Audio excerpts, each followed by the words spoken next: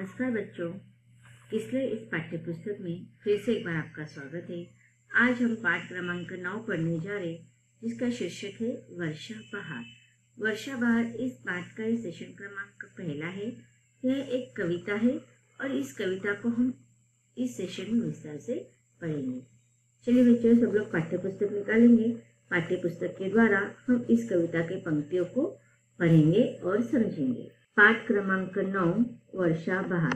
सबसे पहले हम कविता का एक बार सस्वर वाचन कर लेते हैं, उसके बाद हम कविता के पंक्तियों को समझेंगे।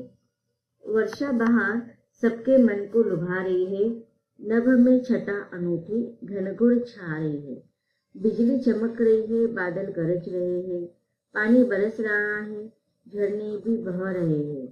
चलती हवा है ठंडी, हिलती है डालियां सब, बागों में गीत सुंदर गाती है मालिनी अब।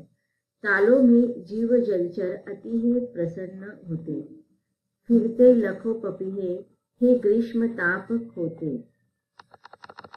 करते हैं नृत्य वन में, देखो हे मोर सारे, मेंढक लुभा रहे हैं गाकर सुगीत प्यारे। खिलता गुलाब कैसा सौरभ उड़ा रहा है, बागों में खूब सुख है, सुख से आमोद छा रहा है। चलते कतार बांधे, देखो ए हंस सुंदर, गाते हैं गीत कैसे लेते किसान मनहर। इस भांति है अनोखी वर्षा बहार भूपर, जागे जगत की शोभा निर्भर है इसके ऊपर। कवि है मुकुटधर पांडे जी। अब इस कविता में कवि ने वर्षा ऋतु का वर्णन किया है। ग्रीष्म ऋतु के बाद जब वर्षा ऋतु आती है तो उसका जो परिवर्तन हो जाता है उसे हम महसूस कर सकते हैं। ग्रीष्म के बाद वर्षा के आगमन होते ही गर्मी कम होने लगती है, लोगों को ठंडी महसूस होने लगती है, वायुमंडल का जो तापमान होता है वह भी कम होने लगता है, आकाश में छाए बादल पृथ्वी की शोभा बढ़ाने लगती है। तो इस प्रकार सबसे ज्यादा और सबसे प्रिय मानने वाला वर्षा ऋतु होता है। इस कविता में भी कवि ने वर्षा ऋतु का वर्णन किया है। वर्षा ऋतु जो होती है वो ग्रीष्म ऋतु के बाद आती है।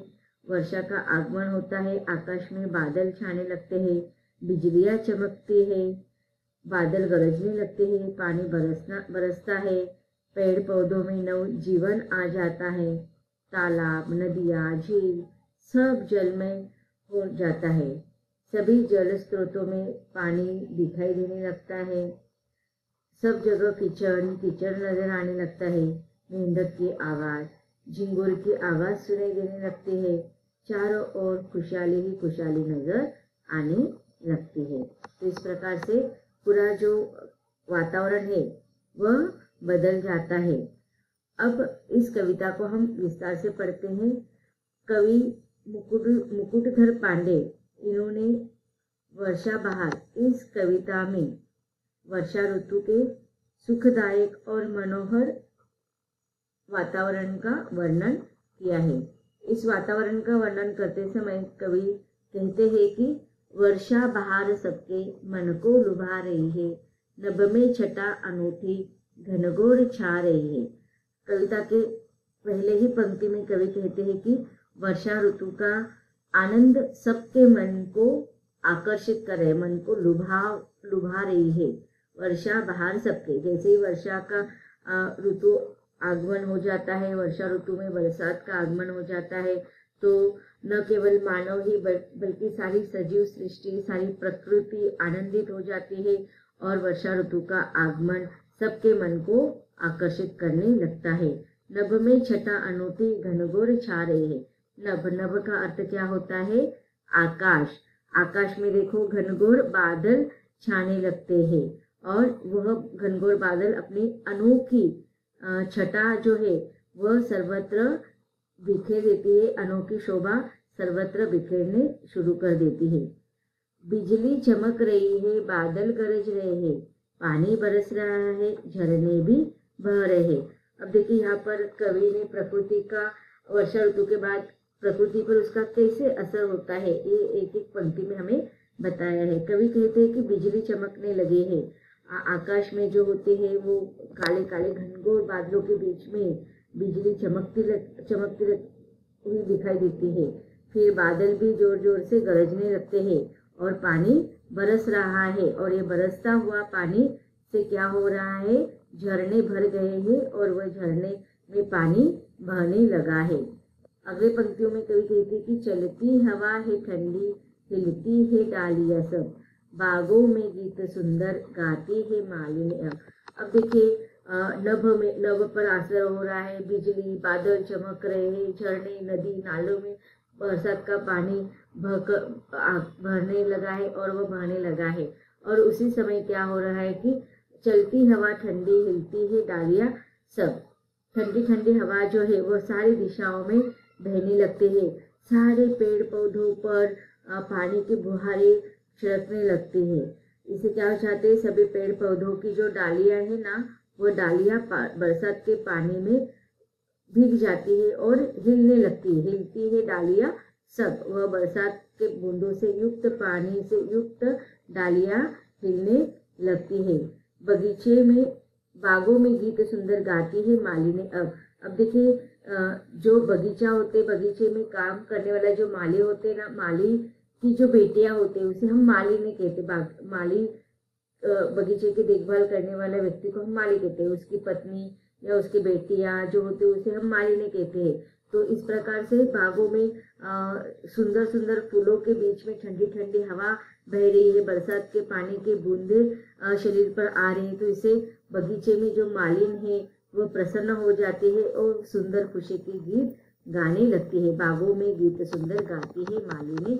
अब अगले कविता की पंक्ति में कवि कहते हैं कि तालों में जीव जलचर अति है प्रसन्न होते, फिरते लखों पपीहे हे ग्रीष्म ताप होते। अब तालाब में देखो जो जल जीव होते हैं वह भी क्या हो जाते हैं, तालाब जो सूखे पड़े थे ग्रीष्म ऋतु में, अब बरसात के ऋतु में वो सारे तालाब पानी से लबालब हो गए हैं और उसमें रहने वाले जो जीव जंतु होते हैं, जीव जलचर होते हैं, वह अति प्रसन्न हो गए हैं, खुश हो गए हैं। फिरते लखों पपीहे हे ग्रीष्म ताप होते। अब जो पपिया जो पक्षी है वह ग्रीष्म ऋतु में उसने बहुत ही तप उष्णता को सहन किया है और अब वह अपने उस गर्मी को भूलकर वर्षा ऋतु का आनंद ले रहा है। आप लोगों को पता होगा जो पपीहा जो पक्षी होता है, ऐसे माना जाता है कि वह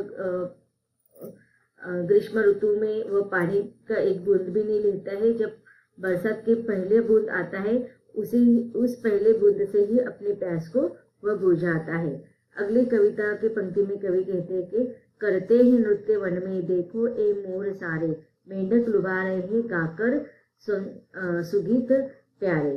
अब यहाँ पर वर्षा ऋतु के आगमन से ही क्या हो जाता है, वन में, जंगल में मोर जो पक्षी है वह नृत्य करने लगता है। आप लोगों को पता होगा कि मोर भले ही नृत्य करता है लेकिन वह साल में सिर्फ वर्षा ऋतु में ही नृत्य करता है।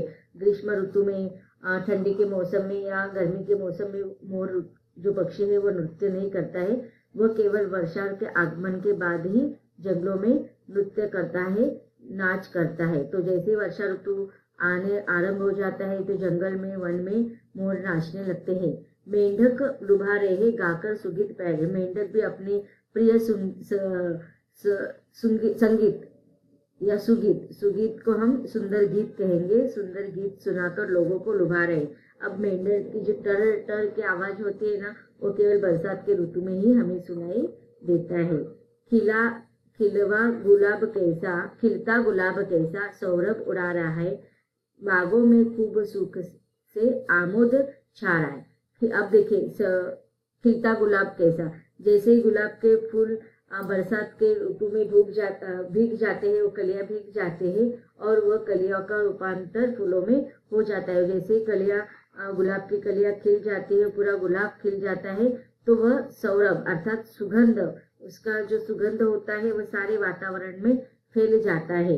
खिलता गुलाब कैसा सौरभ उड़ा रहा है, बागों में खूब से आमोद छा रहा है। तो बगीचे में सब प्रकार से, सब तरह से आनंद तो बगीचे में गुलाब का फूल खिला है और उसका सुगंध सर्वत्र फैल गया है और इस प्रकार सब बगीचे में सर्वत्र सुख ही सुख दिखाई दे रहा है। आमोद छा गया है। आमोद का अर्थ होता है आनंद, खुशी, प्रसन्न।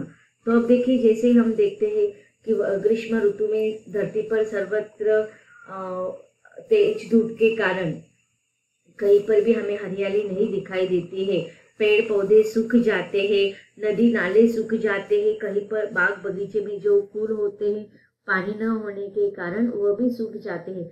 लेकिन जैसे वर्षा ऋतु का आगमन होता है तो सारी प्रकृति पर उसका सुंदर असर होता है। चाहे वो बाग बगीचा हो, चाहे वो नदी नाले हो, पेड़ पौधे हो, सब प्रसन्न हो जाते हैं। नभ में भी वो बिजली चमकने लगती है, पेड़ों पर नई पत्तियां आने लगती है और सब पेड़ों पर जो उसके पत्तियां गिर चुकी थी पतझड़ के मौसम में, बरसात के ऋतु में सारी टहनियों पर क्या हो जाते हैं, छोटे छोटे पत्तियां आने लगती है। तो जैसे ही हवा का झोंका आता है तो उन टहनियों पर जो बरसात के बूंदे होते हैं वह टपकने लगते हैं। यहाँ तक कि नदी नाले जो सूख गए थे उसमें भी नदी का बरसात के ऋतु का पानी आ जाता है और तेज प्रवाह से वह बहने लगते हैं। जो तालाब का पानी सूख गया था जिसके कारण सूखे हुए तालाब में जो जीव जंतु थे वह मरने के अवस्था में थे, लेकिन जैसे बरसात का पानी आया तालाब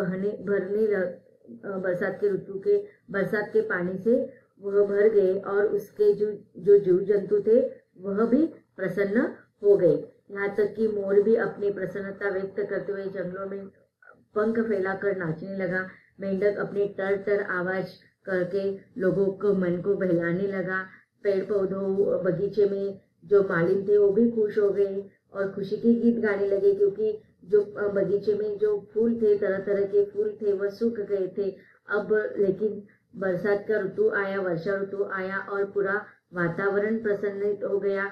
जो फूल सूख गए थे अब उन्होंने फिर से नया रूप धारण कर लिया। जो कलियां थी अब पूरा फूल के रूप में रूपांतरित हो गए हैं और उस फूलों का सुगंध जो है हवा के द्वारा पूरे बगीचे में फैल रहा है और इस प्रकार से बागों में भी प्रसन्नता छाई हुई है।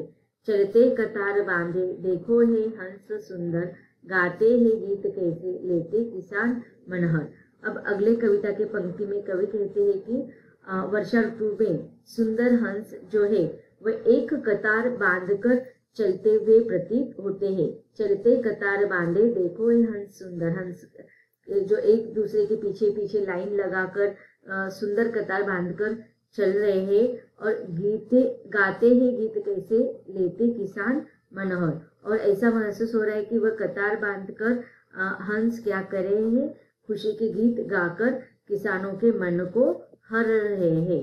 इस भांति है अनोखी वर्षा बहार ऊपर, सारे जगत की शोभा निर्भर है इसके ऊपर।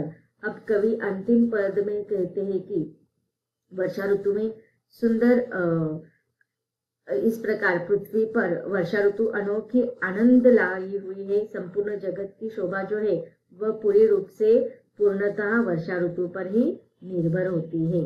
तो बच्चों, इस कविता में कवि मुकुटधर पांडे जी इन्होंने वर्षा ऋतु के सुखद और मनोहर वातावरण का वर्णन किया है। वर्षा ऋतु आते ही आकाश में घनघोर बादल छाने लगते हैं, बिजली चमकने लगती है, बादल गरजने लगता है, पानी बरसने लगता है, झरने झरझर कर बहने लगते हैं, ठंडी हवाएं चलती है, डालियां झूमने लगती है, जलीय जीव भी प्रसन्न हो जाते हैं, मोर नाचने लगते हैं, मालिन गीत गाने लगती है, मेंढक की आवाज सुनाई पड़ देती है, गुलाब के फूल खिलने लगते हैं, हंस कतार बांधने चलते लगते हैं। इस प्रकार का वर्णन